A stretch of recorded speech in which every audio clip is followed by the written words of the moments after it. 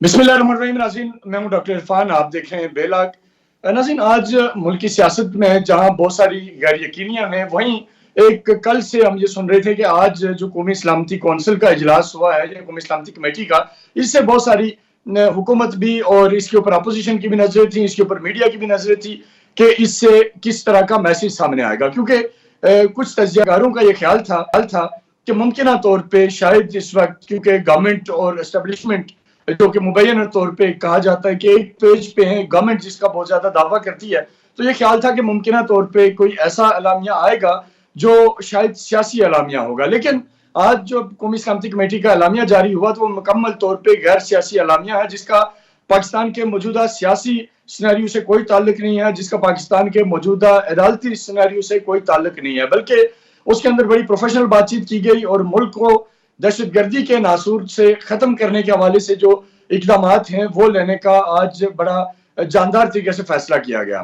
उसमें मैं तफसील से आऊंगा कि आज की जो कौमी सलामती कमेटी के अंदर जो बातें हुई हैं, लेकिन उससे पहले जो एक बहुत ही इंपॉर्टेंट चीज जो आपके साथ शेयर करनी है, आज सबने दिन को टीवी स्क्रीन के ऊपर भी देखा कि दहशतगर्दी के खिलाफ जो जारी जंग है उसमें आज एक बहुत बड़ी कामयाबी रियासत पाकिस्तान को मिली है और कौमी सलामती के जो इदारे हैं उन्होंने आज एक बहुत बड़ी कार्रवाई की है, जिसमें एक बहुत बड़ा टेररिस्ट कमांडर जो कि एक अरसे से मतलूब था और जो बहुत बड़ी कार्रवाइयों के अंदर मुलविस था, जिसका नाम गुलजार इमाम है और उर्फ शंबे इसको कहा जाता है। बलूचिस्तान से इसका ताल्लुक था और ये मुख्तलिफ कलदम तंजीमों के साथ वाबस्ता रहा। इसका 2011 में ये बलोच रिपब्लिकन आर्मी और जो कलदम यूनाइटेड बलोच आर्मी है उनका इत्तेहाद हुआ था और उसके नतीजे में बनने वाली बलोच नेशनलिस्ट आर्मी थी, कलदम बलोच नेशनलिस्ट आर्मी, जिसका ये कमांडर या सरबराह मुंतखब हुआ था। फिर नवंबर 2018 में 4 जो कलदम बलोच ऑर्गेनाइजेशंस थी उन्होंने आपस में यूनिटी की और उन्होंने बुरास नामी एक ऑर्गेनाइजेशन बनाई जिसके अंदर इसका कलीदी किरदार था।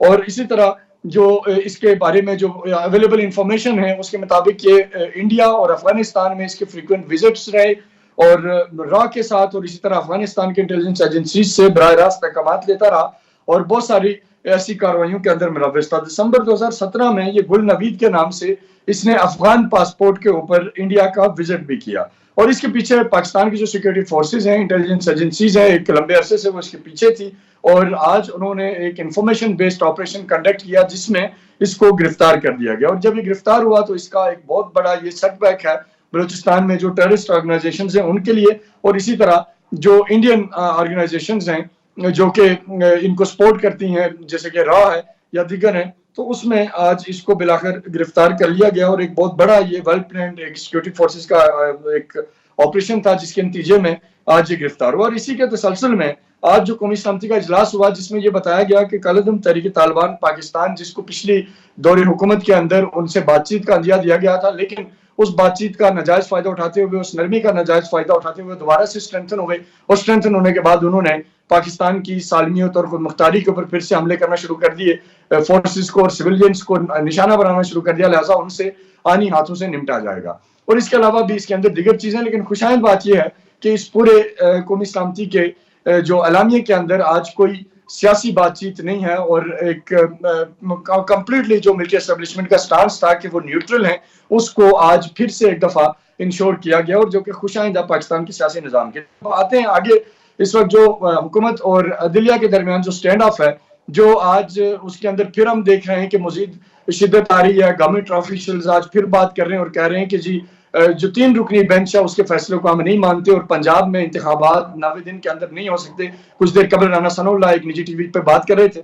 इस सारी सूरत पे बात करने के लिए और पाकिस्तान तहरीक इंसाफ का मौक़िफ़ जानने के लिए हमारे साथ पाकिस्तान तहरीक इंसाफ के सीनियर रहनुमा नदीम कुरैशी साहब मौजूद हैं लाहौर से, जिन्होंने हमें ज्वाइन किया। सर, आपके वक्त का बहुत बहुत शुक्रिया। नदीम साहब, सबसे पहले तो मैं आपसे चाहूंगा कि गवर्नमेंट इस वक्त ये कह रही है कि जो 90 दिन के अंदर इलेक्शन करवाने का फैसला था और उसके बाद वो जो सोमोटो लिया गया था और उसके बाद फिर जो अभी जो 3 रुकनी बेंच का फैसला है, इन दोनों को वो कहते हैं कि ये अक़लियती फैसला है और इसको हम नहीं मानेंगे और 90 डेज के अंदर इंतखाबात मुमकिन नहीं है। पाकिस्तान तहरीक इंसाफ क्या कर रही है, क्या तैयारी है पंजाब के अंदर, और अगर इलेक्शन मई की तारीख में भी नहीं होंगे तो इसके ऊपर क्या आपकी राय है? बिस्मिल्लाहिर्रहमानिर्रहीम। डॉक्टर साहब, बहुत शुक्रिया। सबसे पहले तो मैं पाकिस्तान की सिक्योरिटी एजेंसीज को, पाकिस्तान के उन इदारों को जो दहशत गर्दी के खिलाफ हालत जंग में हैं, جن کے جدوجہد کی وجہ سے پاکستان ایک پرامن ملک بنا ہوا ہے، جن کی قربانیاں اندرون ملک بھی اور سرحدوں پر بھی بے پناہ ہے، میں ان کو مبارکباد پیش کرتا ہوں، اور میں بڑا خوش آئند سمجھتا ہوں پاکستان کے دشمنوں کے قلعہ کما ہونے پر ہمارے ملک میں دہشت گردی کی جو جڑیں ہیں ان کو جڑ سے اکھاڑنے میں جس طرح سے ہمارے ادارے کام کر رہے ہیں وہ بڑا لائق تحسین ہے۔ دیکھیں میں آپ کو ایک گزارش کرتا ہوں، پاکستان ایک دستور رکھنے والا ملک ہے۔ پاکستان کا کانسٹیٹیوشن 73 کا بہت ساری چیزوں کے حوالے سے ہمیں ایک ایسا راستہ دیتا ہے جس سے استفادہ کر کے ہم اپنے ملک کو آگے بڑھا سکتے ہیں۔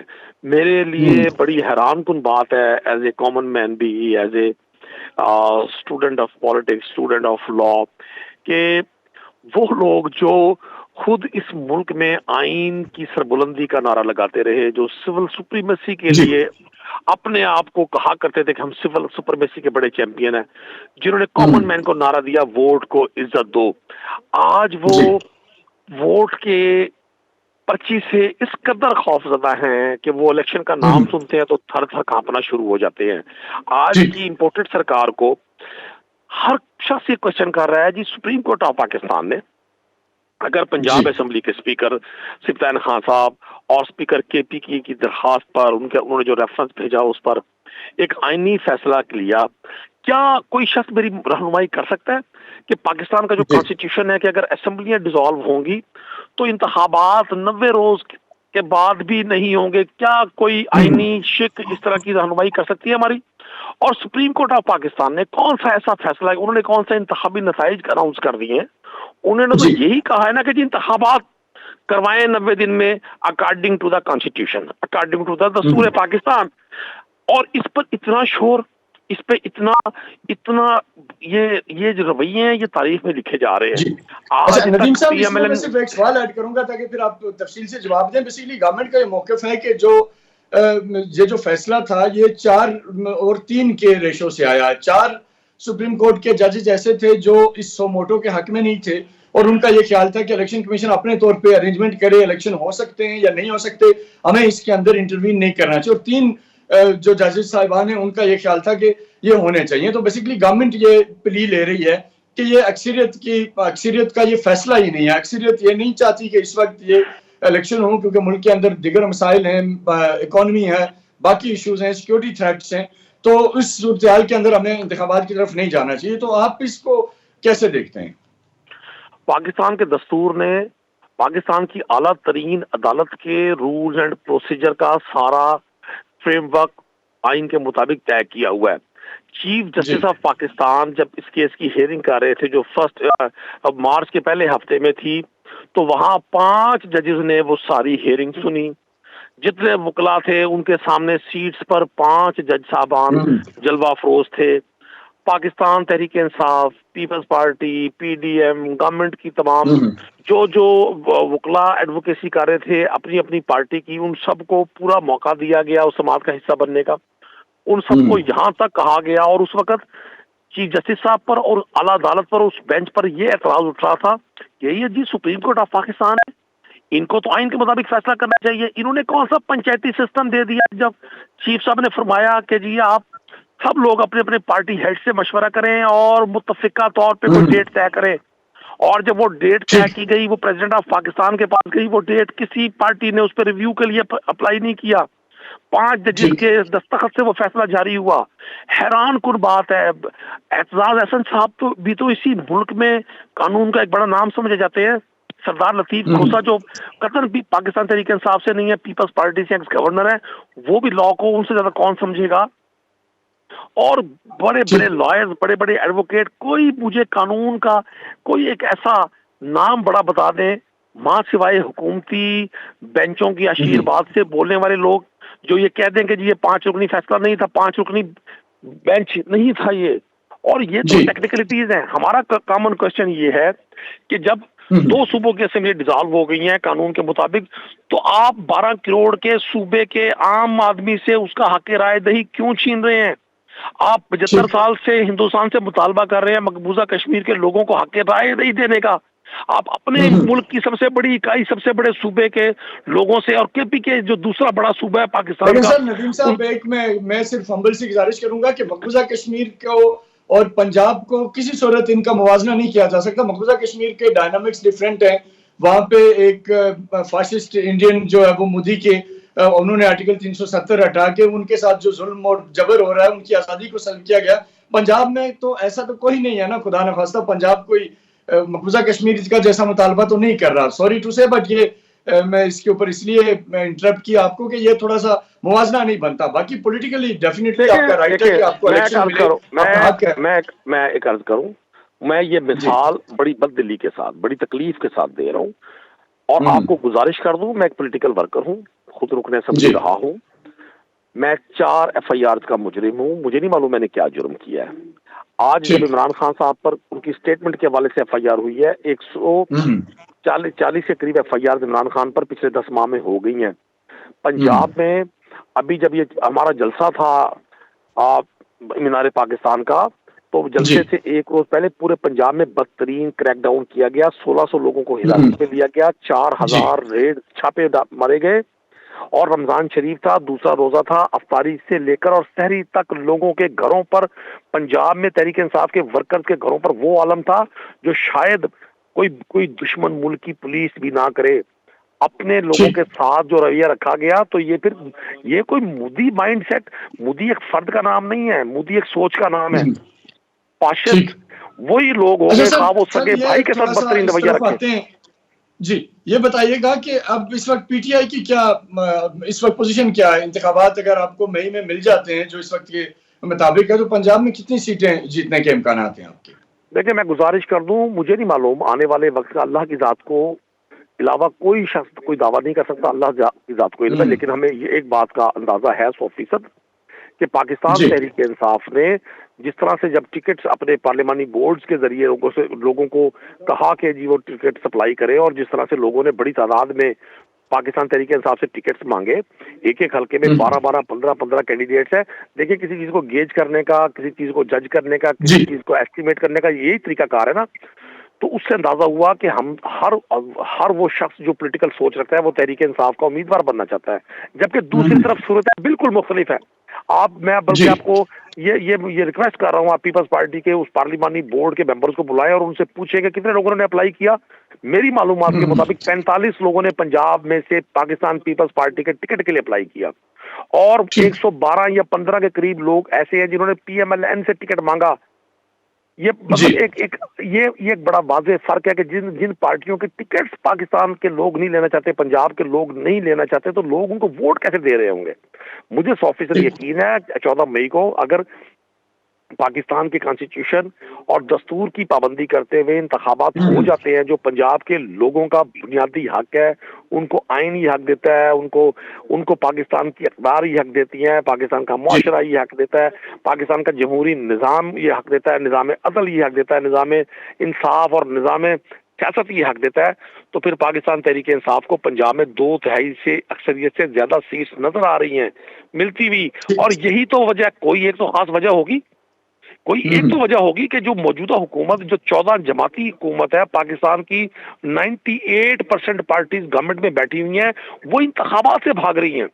یہ جو ٹیکنیکلٹیز ہیں, 3-4 کا فیصلہ ہے, 5-2 کا فیصلہ ہے, یہ فلاں فیصلہ ہے, یا ہمارے پاس پیسے نہیں ہیں, ہمارے پاس سیکورٹیز نہیں ہیں, یہ تمام جو لیت و لال ہے, یہ جو تمام بہانے ہیں, یہ جو تمام یہ جو کوشش ہے دوڑ لگانے کی, یہ اسی پریشر کی وجہ سے تو ہے.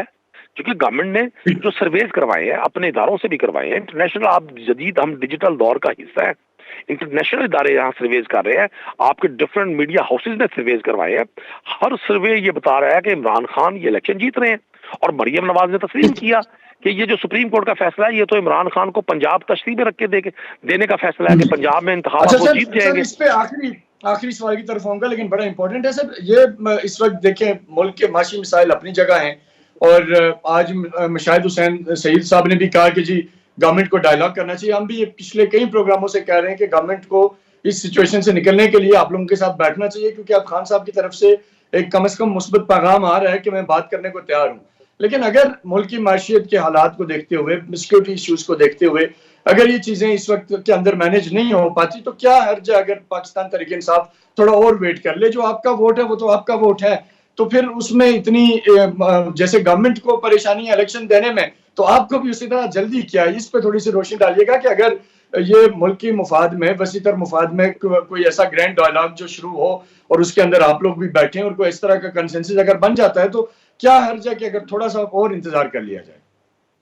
دیکھیں میں آپ کو گزارش کر دوں، اگر کوئی گرینڈ ڈائیلاگ ہوتا ہے تو میں نہیں سمجھتا کہ پاکستان تحریک انصاف کی لیڈرشپ کو اس پر کوئی اعتراض ہوگا۔ عمران خان صاحب نے فرما دیا، فواد چوہدری صاحب نے بھی، چونکہ وہ سپوکس پین ہے پارٹی کے، انہوں نے بھی کہا کہ جی ہم ہر طریقے سے انتخابات، شفاف غیر جانبدارانہ انتخابات پر بات کرنے کے لیے تیار ہیں۔ آپ نے حکومتی رویہ دیکھے نا، آپ پرائم منسٹر کی سپیچز سنیں، آپ انٹیریئر منسٹر کی گفتگو سنیں، آپ انفارمیشن منسٹر کی گفتگو سنیں، وہ تو ہمیں پاکستان کا شہری سمجھنے پہ تیار نہیں ہے، وہ تو ہمیں انسان سمجھنے پر تیار نہیں ہے، وہ تو رونق سے بھرے ہوئے سروں کے ساتھ، تکبر سے بھری ہوئی سوچ کے ساتھ، چونکہ اقتدار کی لاٹھی ان کے پاس ہے، لیکن ان کو یہ بھول گیا کہ اللہ کی لاٹھی بے آواز ہوتی ہے۔ آج ان کے پاس طاقتیں ہیں، وہ یہ بھول گئے کہ طاقتیں اصل میرے اللہ کی ہے۔ اللہ دنوں کو بدلتے رہتے ہیں، قرآن پاک کی آیت کا ترجمہ ہے۔ تو میں عرض کر دوں، اگر کسی گرینڈ ڈائیلاگ پر بیٹھ کر واقعی سنجیدگی سے پاکستانی قوم کو اس گرداب سے اگر نکالنا ہے، یہ آٹے کے پہ لڑتی قوم کو جس طرح سے لاشیں تحفے میں دی جا رہی ہیں، 20 لوگ ہلاک ہو چکے ہیں پاکستان میں اس وقت، جو آٹے کی تقسیم انہوں نے مختلف شہروں میں کی ہے صرف اپنی پوائنٹ سکورنگ کے لیکن لیے، پولیٹیکل ندیم صاحب اس پہ بھی میں صرف ایک چیز ایڈ کروں گا کہ مجھے بھی بڑا دکھ ہے، میں بھی یہ چیزیں دیکھتا رہا کہ لوگوں کی انفارچونیٹلی لائن میں لگنے سے جان کی بازی ہار گئے، لیکن ساتھ ہی ساتھ میں ایک چیز آپ بھی مانیں کہ کئی لاکھ لوگوں کے کو آٹا پہنچا بھی ہے۔ ٹھیک ہے کہ یہ انتہائی افسوسناک ہے، مس آرگنائزڈ ہے، لوگوں کو رسپیکٹ کے ساتھ ان کی ڈگنیٹری کو، ان کی عزت کو آنر کرتے ہوئے انہیں یہ پرووائڈ کرنا چاہیے، لیکن ساتھ ہی ساتھ اگر آپ فالو کریں نا چیزوں کو گہرائی میں جا کے تو بہت سارے ضرورت مند لوگوں کو آٹا مل بھی رہا ہے۔ تو ٹھیک ہے کہ یہ مس مینجمنٹ کے اوپر ہمیں اعتراض ہونا چاہیے، لیکن جہاں کسی غریب کے گھر میں چولہا جل رہا ہے تو وہ اپریشیٹ بھی ہمیں کرنا چاہیے۔ آپ کے دور میں بھی ایسا بہت اچھا تھا جو آپ کا احساس پروگرام تھا، دسترخوان تھا، فری ہیلتھ کارڈ تھا، یہ بہت چیزیں تھیں جو آج بھی لوگ اس کے اوپر اپریشیٹ کرتے ہیں، مجھ جیسا بندہ اپریشیٹ کرتا ہے، وہ کرنا چاہیے۔ تو اسی طرح ان کی بھی یہ ایک آدھ چیز ٹھیک ہے، اس کے اندر غلطی کا فیکٹر ہے، ہیومن ایرر ہے، مس آرگنائزڈ ہے، ساری چیزیں ہیں، لیکن اس کا کہیں نہ کہیں پلس پوائنٹ بھی تو ہے نا سر۔ ڈاکٹر صاحب، انسانی جان کی جو قدر و قیمت ہے، آپ مجھ سے زیادہ اس کی اہمیت سے واقف ہیں۔ پاکستان ایک مہذب ملک ہے، ایک پڑھا لکھے لوگوں کا ملک ہے، ایک دستور رکھنے والا ملک ہے، اسلامک نیوکلیئر پاور ہے۔ 20 لوگوں کی جانوں کو صرف مس مینجمنٹ کہہ دینا، ان گھروں سے پوچھے جن گھروں سے وہ لوگ رخصت ہوئے ہیں اور جس قسمہ پرسی کی حالت میں، مجھے افسوس یہ ہے کہ پاکستان کے کسی میڈیا چینل پہ یہ پروگرام نہیں ہوا۔ ایک جانور بھی اگر یورپ میں اس طرح سے مارا جاتا تو پورے کے پورے ملک میں طوفان برپا ہو جاتا ہے۔ آپ نے دیکھا ہوگا امریکہ میں پچھلے سال ایک نیگرو کو، ایک بلیک کو، ایک وحشیت ناک اس کو نشانہ بنایا گیا پولیس والے کی طرف سے، تو پورے امریکہ میں ہنگامے پھوٹ پڑے تھے صرف فوٹو سیشنز کے لیے۔ کیا اس کے لیے کوئی مہذب طریقہ نہیں ہو سکتا تھا؟ آج کون سی ایسی چیز ہے جو ڈیجیٹلائز نہیں ہو سکی صرف اپنے فوٹو ڈسپلے کروانے کے لیے، صرف اپنے آپ کو نمایاں کرنے کے لیے؟ ملک کا پرائم منسٹر کروڑوں روپے کی فلائٹ لیتا ہے، بھاولپور آتا ہے، ملتان آتا ہے، لوگوں سے پوچھتا ہے آپ تمہیں 2 تھیلے بھی لینے، تمہیں ایک تھیلا ملے ہے، تسی گڈی لے کے آئے ہو تھیلے لینے واسطے؟ This is the leadership, this is the management. یہ پاکستان کے لوگوں کا مطلب، انہوں نے کہا کہ یہ بھکاری قوم ہے، انہوں نے پھر ثابت کر دیا۔ پورے میں مختلف پڑوسی ملک کے چینلز میں مجھے بات کرنے کا موقع ملتا ہے، بلیو کریں ہمارا تمسخر اڑا ہے اس سارے شو سے، اس سارے ڈرامے سے۔ ٹھیک، درست ہے سر آپ کی بالکل، یہ اس میں کوئی دوسری رائے نہیں ہے کہ یہ نہیں ہونا چاہیے تھا، انفارچونیٹ ہے۔ میرا صرف یہ تھا کہ اس کا ایک منفی پہلو ہے لیکن ایک مثبت پہلو بھی ہے، جو قیمتی جانیں چلی گئی یقینی طور پہ سب کو اس پہ دکھ ہے، لیکن جن کو اگر اس سے کچھ فائدہ ہو رہا ہے تو ہمیں غریب کے فائدے کے اندر کم از کم میرا یہ خیال ہے کہ اس کو اپریشیٹ کرنا چاہیے۔ میرا اس کے اوپر یہ خیال تھا۔ لوگوں کی جان پر انسانی جان پر کسی صورت کمپرومائز نہیں ہونا چاہیے۔ انسانی جانوں کا ضیاع، ان گھروں میں ان کے گھر کے اہم ترین فرد کی اس حالت میں رخصتی کہ وہ لوگوں کے لیے عبرت کا نشان بن جائیں. بے شک میں ایگری کرتا ہوں سر, بالکل ایسے. لوگ تو ایک ہاتھ سے اسلام تو ایک ہاتھ سے خیرات دے کر دوسرے ہاتھ کو پتہ نہ چلنے تک کا تصور دیتا ہے. یہاں جس شخص کی آٹا لیتے ہوئے جان چلی گئی ہے, ان کی تو فیملیز کے لیے 100 سال کے لیے ایک تانا بن گیا کہ بھئی ان کا بزرگ یا ان کا فرد, ان کی والدہ یا ان کی بہن یا ان کی بچی آٹا لینے کے لیے گئی تھی تو وہاں کچل کر فوت ہو گئی. تو میں دیکھو گزارش کروں, ہمیں اچھی چیزیں اپریشیٹ کرنی چاہیے. اچھی چیزوں کا بہت اچھا طریقہ ہوتا ہے. یہ ڈیجیٹل دور ہے. آپ دیکھیں دہلی کے میئر نے انڈیا میں کس طرح سے 40 اپلیکیشن بنائی ہیں اور لوگوں کو ڈور سٹیپ پہ آئی ڈی کارڈ, پاسپورٹ اور ان کی جو بیسک میونسپل سروسز ہیں اور جو بیسک ان کی نیڈز ان کو دی جا رہی ہے. میں پڑوسی ملک کی مثال اس لیے دیتا ہوں کہ ہم نے کچھ لوگوں کو ٹارگٹ کر کے ہمیشہ ان کی نیگیٹو چیزیں پورٹری کی ہیں. اس ملک میں بڑا ٹیلنٹ ہے, ہم نے بھی بہت سارے اچھے کام کیے ہیں, لیکن صرف ہم نے اپنی پالیٹکس کو ڈسپلے کا جو یہ ایک ڈسپلے سینٹر بنایا ہوا ہے کہ ہم نے چیزوں کو صرف لوگوں تک پہنچانے سے اپنے آپ کو عزت دلوانی ہے. ہم نے لوگوں کو یہ بتانا ہے جی میں بہت بڑا مسیحا ہوں. یہ افسوسناک ہے, یہ تکلیف دہ ہے. چیزیں بڑے اچھے انداز میں ہو سکتی ہیں اگر ہم کرنا چاہیں تو. بالکل سر, بالکل ایسے ہی ہے کہ اس کو ویل مینج کیا جا سکتا تھا اور قیمتی جانوں کے ضیاع سے بچا جا سکتا تھا. آپ کے وقت کا بہت بہت شکریہ ندیم قریشی صاحب. ناظرین ہمارے ساتھ پاکستان تحریک انصاف رہنما اور پنجاب میں انتہائی سرگرم ندیم قریشی صاحب موجود تھے, تفصیل سے گفتگو کی. اور ندیم قریشی صاحب ظاہرہ اپنے پارٹی کے موقف کے اوپر ڈٹے ہوئے ہیں اور ان کا یہ خیال ہے کہ الیکشن 14 مئی کو ہی ہونے چاہیے, اس سے آگے یا اس کو ڈیلے کرنا آئین کی خراب ورزی ہوگی. جبکہ دوسری طرف حکومت یہ کہتی ہے کہ 3 رکنی بینچ کا جو فیصلہ ہے وہ پاکستان تحریک انصاف کو فائدہ دینے کے لیے ہے اور پاکستان تحریک انصاف کو اس کے جو کنسیکوینسز ہوں گے اس کی صورت میں پی ٹی آئی زیادہ سیٹیں لے سکتی ہے. لہٰذا حکومتی اتحاد اس کے اوپر پوری طرح سرگرم ہے کہ اس فیصلے کو کسی بھی صورت امپلیمنٹ ہونے سے روکا جائے. بہرحال دیکھنا یہ ہے کہ سپریم کورٹ کے احکامات کے اندر آنے والے دنوں میں کیا پیش رفت ہوگی, وزارت خزانہ کیا کردار ادا کرے گی, کیا الیکشن کمیشن کو مطلوبہ وسائل جو انہیں اس کے لیے چاہیے وہ انہیں پرووائڈ کیے جائیں گے, یا اس میں ٹال مٹول سے کام لیا جائے گا, یا پھر جو تیسری چیز ہے جو بہت ہی اس وقت کی ضرورت ہے, جس کے لیے میں نے ابھی ندیم صاحب سے بھی بات کی, میں نے پہلے پروگرامز میں بھی کہا کہ ہمیں بیٹھ کے بات کرنے کی ضرورت ہے. پاکستان تحریک انصاف, حکومت اور اسی طرح اگر کسی بھی تیسرے فریق کو اس کے اندر بٹھانا ہے تو بٹھائیں, لیکن اس وقت اس ملک کے حالات کو بہتر کرنے کے لیے تمام سٹیک ہولڈرز کو نیگوسیشن کی طرف آنا پڑے گا تاکہ ملک کے معاملات بہتری کی طرف جائیں. کیونکہ ایک طرف اس وقت ہم معاشی بحران کا شکار ہیں, آئی ایم ایف کا جو معاہدہ ہے وہ ابھی تک تاخیر کا شکار ہے, اور اسی طرح سے دوست ممالک کی طرف سے بھی وہ امداد جو پاکستان ایکسپیکٹ کر رہا تھا, وہ مدد, وہ سپورٹ, وہ اس وقت تک ہمیں نہیں مل پا رہی. بہرحال اس ساری صورتحال پہ ایک شارٹ سا بریک لیں گے, اور بریک کے بعد جب ہم واپس آئیں گے تو ہم ملک کی اکانومی کے اوپر بات کریں گے اور جو آئی ایم ایف کے حوالے سے جو چیزیں چل رہی ہیں اس کے اوپر بات کریں گے, اور اسحاق ڈار صاحب کا جو دورہ تھا امریکہ کا وہ بھی اس کو بھی پوسٹ پون کر دیا گیا ہے, اس کے حوالے سے بھی بات کریں گے کیونکہ وہاں انہوں نے آئی ایم ایف حکام سے ملنا تھا اور لیکن اب وہ نہیں جا رہے, ان کے علاوہ کچھ لوگ اس کے اندر بات کی جا رہی ہے کہ جا رہے ہیں. تو بہرحال ایک شارٹ سا بریک لیں گے, بریک کے بعد جب واپس آتے ہیں تو اس ساری صورتحال پہ بات کریں گے. ہمارے ساتھ رہیے گا.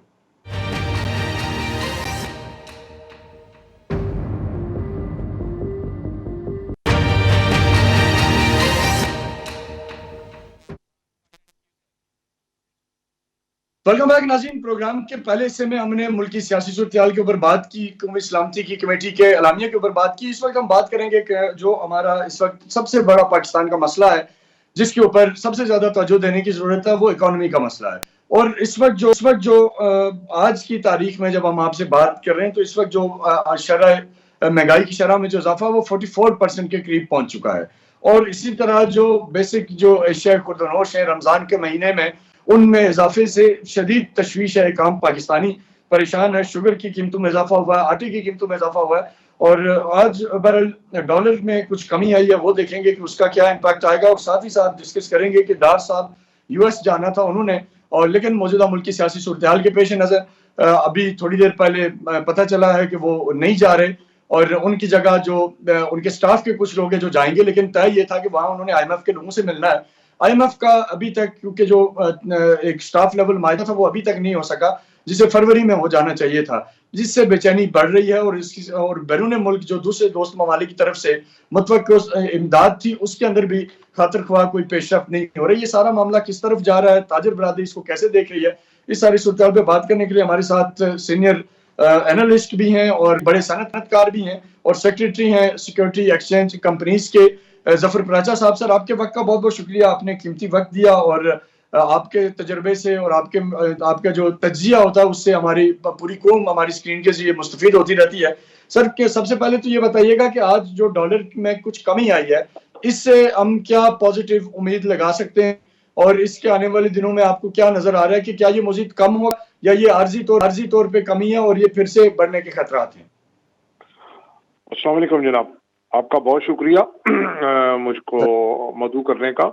بات یہ جناب, یہ جو کمی آئی ہے اس کی مین وجہ تو یہ ہے کہ سعودی عرب نے جو ہم کو پیسے دینے ہیں وہ انہوں نے گارنٹیز جو ایز پر میڈیا رپورٹس کہ انہوں نے سائن کر دی ہے, اور انہوں نے ایشورنس دیے کہ ہم دے دیں گے. ساتھ ساتھ یو اے ای نے بھی کہا ہے کہ ہم دے دیں گے. ٹھیک ہے جی.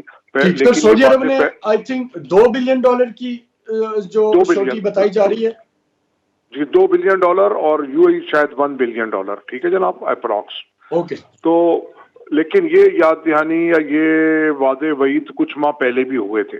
ٹھیک ہے, اور جو انہوں نے ابھی تک فلفل نہیں کیے. اب اس کی کیا وجوہات ہیں تو وہ ان کو بہتر معلوم ہوگا, ہم تو اندازہ لگا سکتے ہیں. ہمارا خیال یہ ہے کہ پاکستان اس وقت جیو پولیٹکس کی نظر ہوا ہے, اور یہ جتنا بھی ہمارا اسکرو ٹائٹ کیا جا رہا ہے تو یہ شاید چائنا اور امریکہ کی جو لڑائی ہے دو ہاتھیوں کی, وہ میری نظر میں اس کے جو بیہائنڈ دا سین جو ہے نا وہ یہ لگتا ہے. اور جبکہ کبھی ایسا نہیں ہوا کہ آئی ایم ایف نے یہ کہا اس طرح کی شرائط رکھی ہوں سخت سے سخت. ہمیشہ بھی جب ہم گئے ہیں ابھی اپنی ان کی شرائط پوری کر کے تو انہوں نے ہر دفعہ نئی بات سامنے رکھ دی ہے. اس دفعہ یہ ہو رہا ہے, اور یہ بھی کبھی نہیں ہوا کہ جناب آپ گارنٹی سائن کریں اور جو آپ اگریمنٹس کر رہے ہیں اس کو پہلے کمپلائی کریں. حالانکہ وہ تو وقت کے ساتھ ساتھ ہوتا ہے نا. تو میں یہ سمجھتا ہوں کہ جتنا انہوں نے $1.2 بلین دینا ہے اس سے زیادہ کی کاسٹ ہم ان دنوں ٹیکسز لگا کے انٹرسٹ ریٹ بڑھا کے پے کر چکے ہیں. اب ہمارے یہاں ایک یہ سوچ بھی آ رہی ہے کہ جتنے ہم کو ڈالر ملنے ہیں اتنی تو ہم کاسٹ پے کر چکے ہیں ان چند ماہ میں انٹرسٹ ریٹ کی شکل میں یا مختلف ہیڈس کے اندر, یا مہنگائی بڑھا کے, یا تو کیوں نہ ہم ڈیفالٹ کر جائیں. لیکن میں اس حق میں کبھی بھی نہیں ہوں کہ ڈیفالٹ کریں. ٹھیک ہے, کیونکہ ڈیفالٹ کے بعد کی جو صورت حال ہے جو ہے, ہم سری لنکا سے زیادہ خطرناک ملک ہیں. کیونکہ ایک تو ہم 25 کروڑ عوام کے ملک ہیں, دوسرا ہمارے یہاں ٹیررزم فل عروج پہ ہے. پھر جو ہمارے نیبرنگ کنٹریز ہے ادھر بھی کوئی وہ ہمارے لیے اتنے کوئی اچھے نہیں ہیں وہ لوگ. افغانستان ہے, انڈیا ہے, ایران سے بھی ہماری ٹینشن رہتی ہے, وہ چاہے وجہ سعودی عرب ہو یا امریکہ ہو, کیونکہ ہماری جو پالیسی ہے فورن پالیسی وہ ہر کچھ عرصے بعد چینج ہو جاتی ہے. تو کبھی ایران ناراض ہے, کبھی یو اے ای ناراض ہے, کبھی سعودیہ ناراض ہے, کبھی چائنا ناراض ہے. تو یہ ایک مسائل یہ بھی ہمارے ساتھ ہیں, لیکن ان کی جو ناراضگی کی وجہ ہے وہ بھی کوئی اتنی مناسب نہیں ہے. کسی کو ہماری فوج چاہیے, کسی کو سپورٹ چاہیے, کسی کو راستہ چاہیے. چائنا بھی میں سمجھتا ہوں ہمارا دوست نہیں ہے, کیونکہ سی پیک سے اس کو جتنا بڑا فائدہ ہے وہ تو اس کا کئی $100 بلین کا فائدہ ہے صرف فریٹ کی شکل میں. اور اس کو ہم راستہ بنا کے دے رہے ہیں, پیسے بھی ہمارے ہیں, بنا بھی وہ خود رہا ہے, انٹرسٹ بھی چارج کر رہا ہے, کمرشل ریٹ پہ لون دے رہا ہے.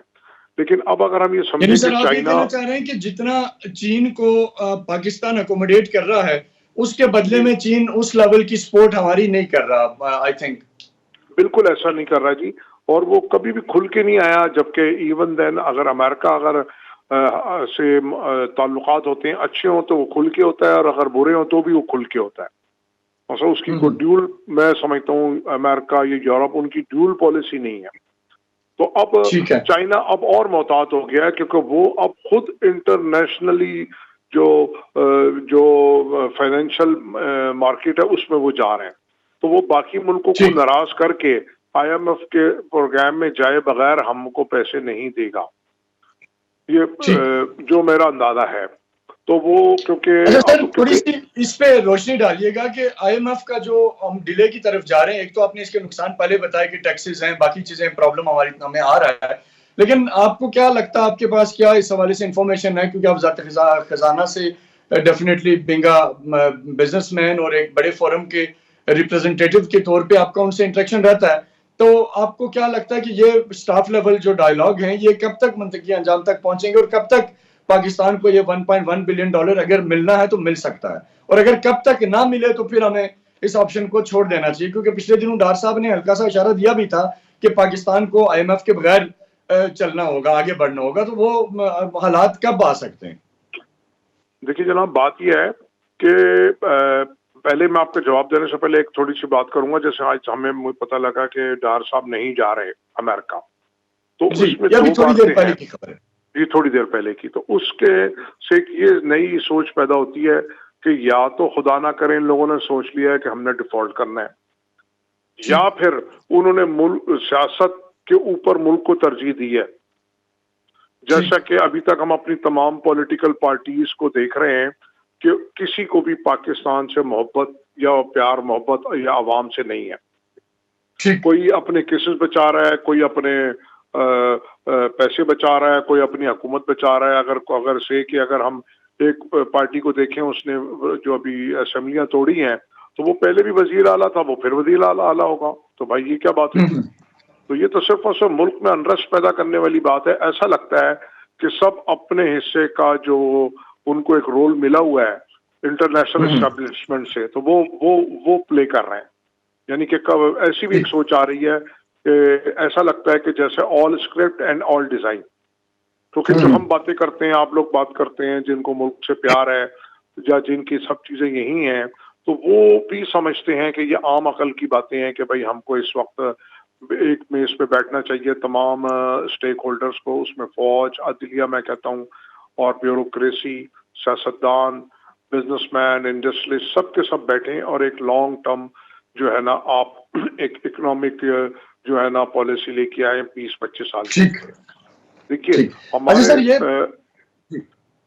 جیسے میں ایک بات کہتا ہوں کہ بزنس کمیونٹی کے اندر کیا سوچ ہے, یہ تھوڑا سا اگر کائنڈلی بتا دیجیے گا کہ اس سارے سینیریو کے اندر کیا ہماری جو بزنس کمیونٹی ہے, بڑے صنعت کار ہیں, ان کے جو معاملات ہیں ایکسپورٹ کے امپورٹ کے, وہ بیلنس چل رہے ہیں, وہ ٹھیک ہیں, یا اس کے اندر بھی کوئی تشویش پائی جاتی ہے؟ اور اگر ہے تو جو ماضی میں پچھلے دنوں بھی خبریں آتی رہیں کہ اسحاق ڈار صاحب کی موجودگی میں ملاقاتیں ہو رہی ہیں بزنس مینس کی گورنمنٹ کے دیگر اسٹیک ہولڈرز کے ساتھ بھی, تو کیا وہاں آخر کار یہ مسائل ڈسکس ہوتے ہیں؟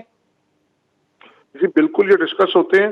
پچھلے دنوں ہمارے ایک بڑے صنعت کار ہیں اعجاز گوہر صاحب, ان کا ایک کلپ میں نے دیکھا کہ وہ ہاتھ جوڑ کے اسحاق ڈار صاحب جا کے کھڑے تھے کہ خدا را ہماری ٹیکسٹائل ملوں کو بچا لیں, اگر یہ بند ہو گئی تو پھر دوبارہ اس کو کھڑا ہونے کا موقع نہیں ملے گا. دیکھیے ہماری امپورٹ اس وقت بند ہے, وہ تو میں کہتا ہوں صحیح بند ہے, جب ہمارے پاس ڈالرز ہی نہیں ہے تو ہم کہاں سے کریں گے. لیکن اس کے ساتھ ساتھ ہماری جو ایکسپورٹ ہے وہ بھی اوور آل ڈکلائن ہے, ہماری ریمیٹنسز بھی ڈکلائن پہ ہیں, اور اتنی ڈیویلیوشن ہونے کے باوجود ہماری جو فورن ڈائریکٹ انویسٹمنٹ ہے وہ بھی اس میں بھی ڈکلائن آیا ہے. کیونکہ پاکستان اس وقت پوری دنیا میں سب سے زیادہ ریٹ انٹرسٹ دے رہا ہے 21-22%. اس کے ساتھ ساتھ جو یہاں انویسٹمنٹ ہے وہ بڑی لوکریٹو ہے, ان کے جو ریٹرنز ہے وہ بہت بہترین ہے. اب جیسے ہم جو ہمارے یہاں انویسٹمنٹ کر رہا ہے, وہ جو ہمارے پروفیٹیبل ہمارے ادارے ہیں ان کی شیئر ہولڈنگ لے کے ان کی مینجمنٹ لینا چاہتا ہے. جو پروفیٹیبل ہے وہ پی آئی اے یا اسٹیل مل کے تو پاس سے بھی نہیں گزرتا نا, اس کا نام بھی نہیں سننا چاہتا. جیسے او جی ڈی سی ہے اور چیزیں ادھر وہ کرنا چاہتا ہے. لیکن میں اگین وہی والی بات کہوں گا کہ ہم اس وقت international geopolitics and international establishment کی نظر ہوئے ہیں. دیکھیے اگر انڈیا ہو یا امریکہ ہو, جو دنیا کی بڑی معیشتیں ہیں, اگر ان کا بھی قرضہ رول اوور ہونا بند ہو جائے تو وہ بھی ڈیفالٹ کر جائیں گے. یہ میں گارنٹی سے کہتا ہوں, ٹھیک ہے, کیونکہ ان کا جی ڈی پی کا جو قرضے کا ریشو ہے وہ ہم سے کہیں زیادہ ہے.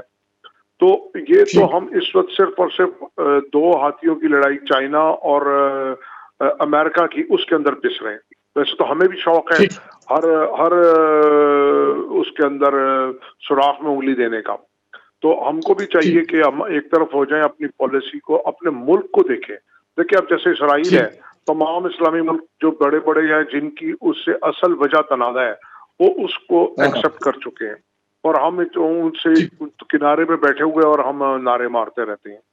تو جن کے لیے ہم کر رہے ہیں وہ یہ کہہ رہے ہیں کہ we are first Arabs after then Muslim, ٹھیک ہے.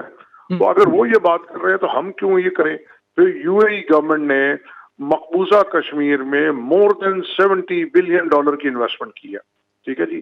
फिर जो सऊदीया है वो जनाब कई $100 बिलियन की इंडिया में इन्वेस्टमेंट कर चुका है।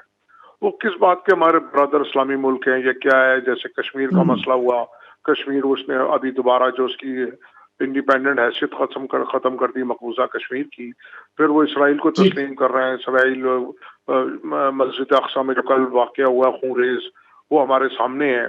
तो अगर उनको दर्द नहीं है अपने अरब भाइयों को मरने पे, तो फिर हमको क्या है? हमको बेसिकली अपने मुल्क का सोचना चाहिए कि पहले हम पाकिस्तानी अवाम आपका ये ख्याल है कि इस वक्त हमें अपनी इकोनॉमी बेस्ड अपनी जो है वो फॉरेन पॉलिसी और अपनी स्ट्रेटजी बनानी चाहिए। उसके साथ एक दो बातें मैं और कहना चाहूंगा आपसे, आप सॉरी जी खता खिलाफी माफ। देखिए, हमको इस वक्त अपने खर्चे कंट्रोल करने हैं। हमारे एक यूएनडीपी की रिपोर्ट है अभी इस साल की कि $17.4 बिलियन हम एक साल में एलीट क्लास को सब्सिडी देते हैं। पिछले साल तक ये 15.4 बिलियन था। और मैंने आपके प्रोग्राम में कहा था कि जो हमने को 700-800 अरब रुपए के कर्जे दिए हैं 1% पे, जिसका अब कल स्टैंडिंग कमेटी में भी जिक्र हुआ है और नेशनल असेंबली में भी की कमेटी में भी हुआ है। ठीक है, तो वो लोगों को दिए गए कर्जे, और वो सिर्फ जो है ना चंद खानदान है, चंद। ठीक है, वो पिछली गवर्नमेंट ने बस हमारा क्योंकि वक्त एंड हो गया, लेकिन बड़ा आपने इसके ऊपर वो शॉर्टली एक आप बात और करना चाह रहे थे, अगर वो कमेंट कर दें तो मैं क्लोजिंग की तरफ जाऊं। जी, मेरे से कह रहे हैं?